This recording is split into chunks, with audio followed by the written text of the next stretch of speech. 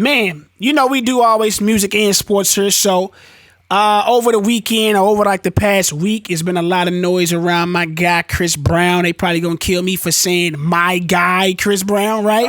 But I stand. I rocks and supports my guy for sure, man. But yeah, the question around Chris, or I guess all the speculation around Chris has kind of been around something that's been behind him since he had the situation with Rihanna, and I think I can't really figure out or pinpoint where the origins or why this mug became a popular topic or resurfaced to where it is now. But I think it may have been around her being at the Super Bowl and performing, and he was just showing. He was just admiring her on there. I think he put up something like "Go Girl," kind of supporting her doing her thing at the halftime show, and then that caused a backlash of people that of course, on the side of canceling him, saying like, "No, chill out, leave her alone." We ain't trying to hear that from you because it's still we ain't giving you that grace no matter how long ago the situation was. So with all that being said, man, is it valid to still be critical of Chris Brown for the Rihanna situation? It was a mistake or a situation the guy found himself in, and I believe at the time he was 17 or 19. I think he was 19. He was 19. I think he's 19, man. So with that being said, man, how do you feel about the situation with Chris? Is it still valid that all the criticism and flack that he's catching is still justifiable for him to be receiving this day? Or cats need to get on with themselves, move on, allow cats to grow, and wake up.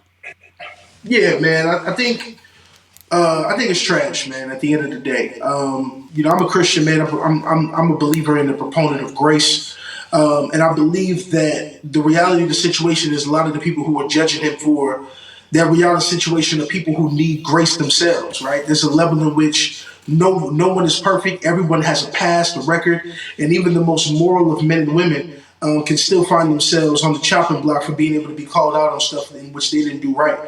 And I think it's a little weird at this point that we want to penalize this man for a mistake that he's made in his juvenile years, but at the same time, we fight for things like fair treatment in the redemption system when young black men make mistakes in urban neighborhoods or in urban areas. The judicial system is ready to throw the book at them, but we say, nah, they were young, or they have more life to live. However, we have a young black man in Chris Brown who has tried to really right the ship in his life and change a lot of things that have been going on, and yet people won't let this go.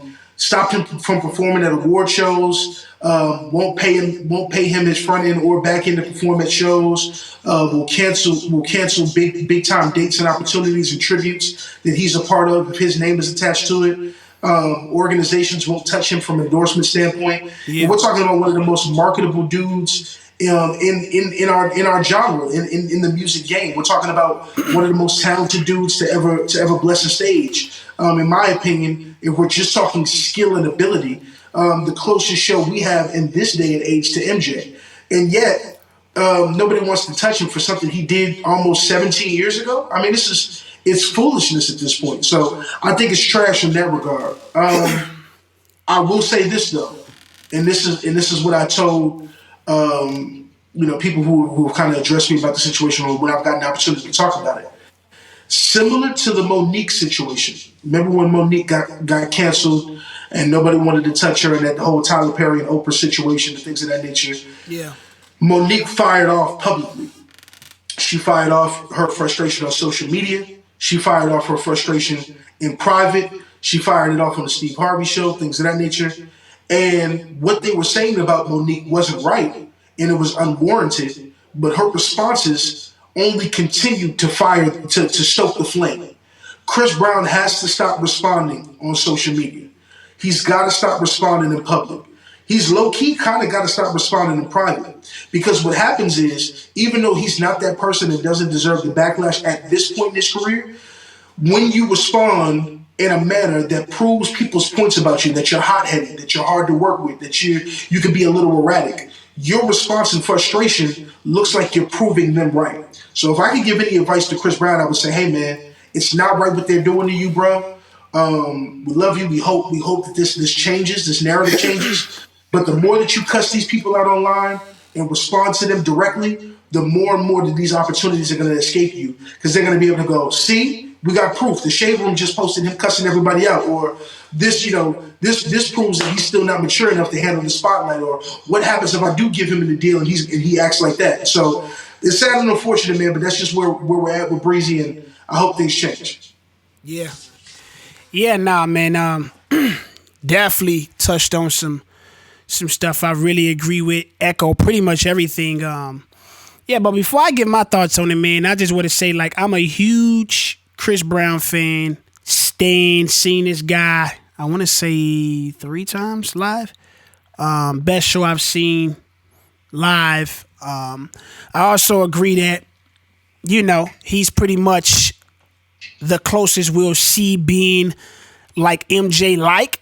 And yeah, man. So I got the utmost respect for Chris. I was gonna go directly where you kind of landed off at, with just giving what I feel Chris should handle better, and that's just to respond. You know what I'm saying? I tweeted about this, or I made a tweet about this when I said a wise man once said nothing, and it's just like you kind of gotta take that route when you want things to kind of chill out and not give a voice to these people that are quote unquote pretty much haters. You give them a spotlight when you choose to respond, and when your spotlight hits it, it's gonna be exactly what they want, and it's 10 times bigger. Because honestly, a lot of people are trolling. A lot of people are looking for the moment to get some 15-minute moment of fame and just, take advantage however they want to do it. Monetize the moment, whatever. So that was all, that's the first thing. Because I don't think a lot of this stuff even makes it to my table if he doesn't respond. You know what I mean? Like, these platforms are not going to pick it up until he kind of touches it, because that's happening every day of the week. It's every day of the week that people are going out here firing and trying to cancel Chris Brown and making wild comments. But we are human. He could be coming down in a moment and just see that, and that just triggers him to kind of fire back in a moment. But I think it's trash as well that that's still a situation that people are hanging over Chris' head. I'm not coming from a standpoint where I don't understand why that's still happening, because I know it's going to always be those people that's going to see him in a certain light because of that.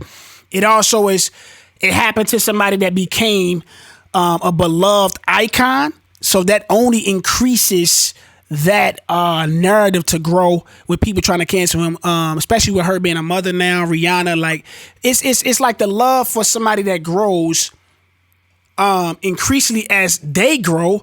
The people that are like the people that they feel like tried to either harm or has harmed or once was being canceled because they harmed that person, or now our hate for them is going to grow almost equally to that person as well. You know what I mean? Like, and I don't know if I broke that down in the best way, but it's like she became more beloved, so the hate for the person that hurt her or harmed her, that became more greater as well. So I feel like if he has moments where he's speaking about her and talking about her publicly, any chance that they get, they're going to say something to try to just shun him away, because they don't want him to kind of be associated with her in any form or fashion, even if she is a person that's already forgiven this person, right? She may have, I want to say she has spoken about it publicly, where she has forgiven Chris for the things that he's done, in not having that type of grudge like the people that are trying to cancel him or having it hanging over his head. So, yeah, I mean, I think people got to kind of take that into consideration. We ain't saying you got to love him. You know what I'm saying? We ain't saying like act as if it never happened, but to still treat as if like that's exactly happening today. And he hasn't made any type of progress to correct his wrongs, grow in that space, and just show growth. I think you just being otherworldly ridiculous, because you wouldn't want to be in that situation, and cats wouldn't afford you any amount of grace if you actually was making real change in the way that you handled that once in your life. You know what I mean? So 100%. Yeah, man. Hopefully my guy Chris, he allows somebody to take the phone or the platforms away from his hands, man, because I be like, dang, dog, I don't want my cat to be giving these cat all this attention, man, when you out here dropping too much fire, Chris. You drop too much fire, and they only pick up the nonsense from you, and they want to blast that. And anytime you out here smoking all these artists, like at the Grammys, you gonna have the moments where they robbing you, because only thing they remember you of is when you snapped out on somebody in the comment section. You see what I'm saying? Tell you, bro. So you gotta realize how they play. You gotta realize how they play the game and adjust. That's just what it is. It's not fair, but that's what it is. But also, as we transition here, dog. Why it seem like you like the most problematic dudes in the industry, bro? Between Brian and Tory Lanez, man. You a fan of all the dudes that got major backlash and serious situations going on, bro. What's going on with you, man? What's happening over here? I have no clue. You can even extend that to my guy Russ. I just seem to always like guys that are polarizing, and it grows into a space where it's a love-hate relationship between communities. Like Drake is the only guy that doesn't fit that narrative that's heavily like that. Even Kobe at one point. I think Kobe in his latter years grew to just a universal loving for him, but in the primes, it was very much one of the most hated people in his profession. But I don't know, bro. I don't know how that always fits me, bro. But I mean, these guys are talented, and I really appreciate these guys, dog. Like, it just always fits that narrative for me, man. But man, hopefully these guys They grow as individuals more than them as artists, because this stuff can take a toll, man.